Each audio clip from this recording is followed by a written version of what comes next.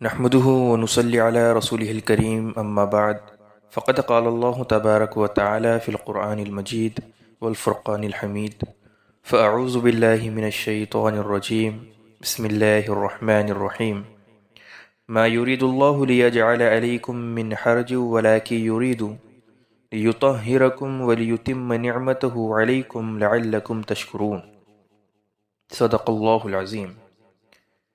محترم ناظرین، نئے تہذیب و تمدن اور نئے طرز معاشرت کے دلدادہ اسلام اور عقل میں میلوں کا فاصلہ سمجھتے ہیں، اور بغیر غور و فکر، بغیر مطالعہ ہر شخص یہ سوچ کر احکام شرعیہ سے دور اور بہت دور ہوتا جاتا ہے کہ شریعت عقل کے بالکل خلاف ہے۔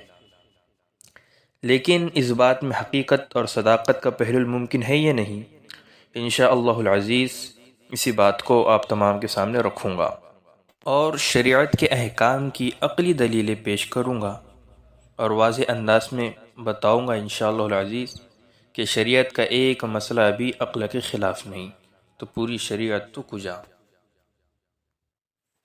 تو میں اپنی بات کو شروع کرتا ہوں۔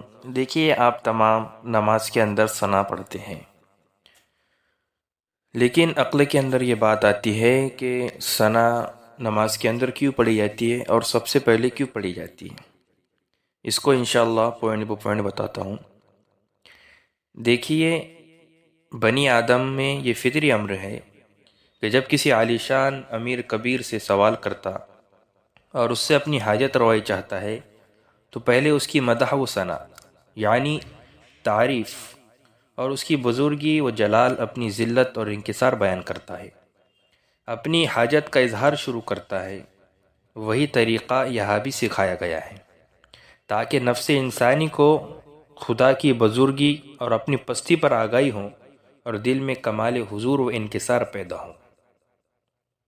دیکھیے، اگر کوئی دنیاوی اعتبار سے کسی بادشاہ کے سامنے گیا، کسی حاکم کے سامنے، تو وہ اپنی ضرورتوں کو رکھنے سے پہلے اس بادشاہ کی حمد و ثنا کرتا ہے، یعنی تعریف بیان کرتا ہے اس کی، اور اپنی ذلت و انکسار یعنی ذلت و پستی کا اظہار کرتا ہے۔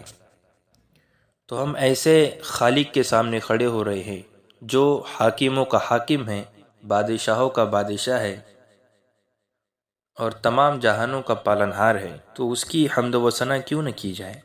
اس لیے یہی طریقہ نماز کو شروع کرنے سے پہلے یعنی تکبیر تحریمہ کے بعد اللہ تبارک و تعالیٰ کی تعریف و تسبیح بیان کرنے کے لیے بیان رکھا گیا ہے۔ ثنا کو اس لیے پڑھا جاتا ہے۔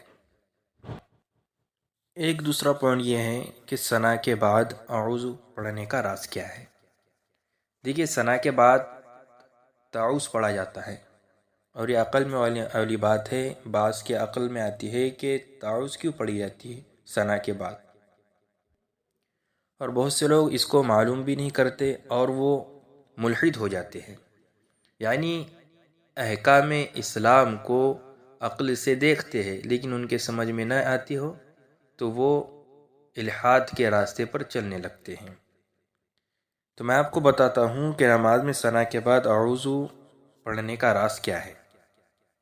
دیکھیے، نماز میں ثنا کے بعد اعوذ پڑھنا اس واسطے مقرر ہے کہ خدا تعالیٰ فرماتا ہے فَإِذَا قَرَأْتَ الْقُرْآنَ فَاسْتَعِذْ بِاللَّهِ مِنَ الشَّيْطَانِ الرَّجِيمِ، یعنی جب تو قرآن پڑھنے کا ارادہ کرے تو شیطان مردود کے مکر سے اور اس کے وسوسوں سے بچنے کے لیے خدا تعالیٰ سے پناہ طلب کر۔ اور فاتحہ جو ہے تو سورۃ قرآن سے ہے، اس لیے ان سے پہلے اعوذ پڑھنا ضروری ٹھہرا ہے۔ جزاک اللہ، السلام علیکم ورحمۃ اللہ۔